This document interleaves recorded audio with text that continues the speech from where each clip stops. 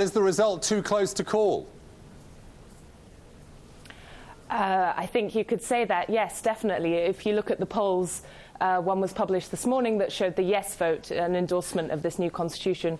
The yes vote slightly ahead, but the margin of error is big enough that neither result would really surprise. And actually, pollsters who we were speaking to as recently as late March were saying that there's a huge number of undecideds in this election, and they weren't releasing polling results for that reason. So, yeah, there's everything to play for. If you're an investor in Turkish assets, Isobel, what outcome are you hoping for?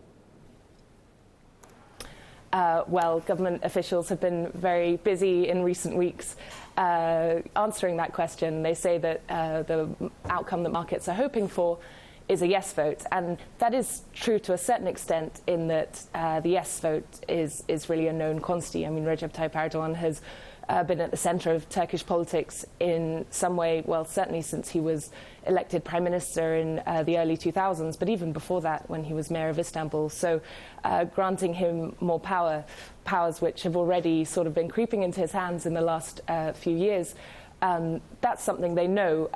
You might see a big sell-off in the event of a no vote, but it's not guaranteed that markets will be happy about a yes outcome in the longer term, because it's unclear how granting President Erdogan more power would affect the economy, which he'll have the right to have greater oversight over. So it's sort of a series of not perfect outcomes, shall we say. Isobel, is it fair to say that this would, if it were to pass, would take away some checks and balances out of the Turkish political system?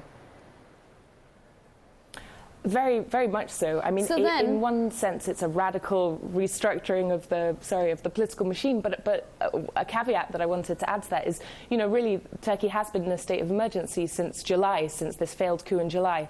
So it's more of an endorsement of this strange status quo we have than really a radical departure. Except that it would be difficult to reverse. Now, the president has suggested that in the event of a defeat, that mightn't be the end of it.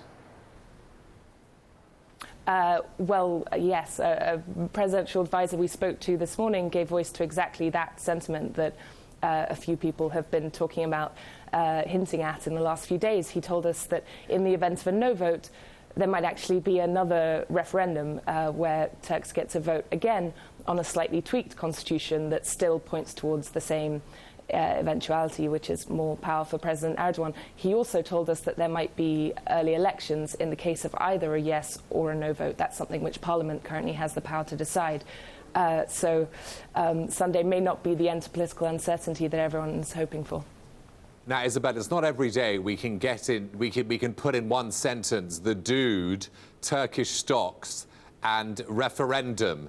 Please inform us of the link between them all.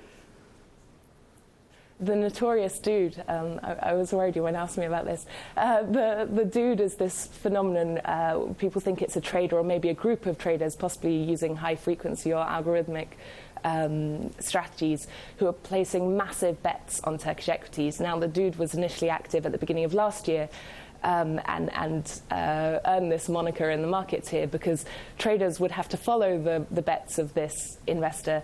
They were so big they were dictating the entire direction of the market. Now, the dude has been slumbering in the last few months, but then again on Monday, when Turkish stocks rose 3%, by contrast with the rest of emerging markets, which were sort of mixed on the day, people were suspicious, and sure enough, it turns out the dude was probably active again because a brokerage the dude favours was responsible for almost 50% of sell orders placed on that day. So yeah, the dude is at large.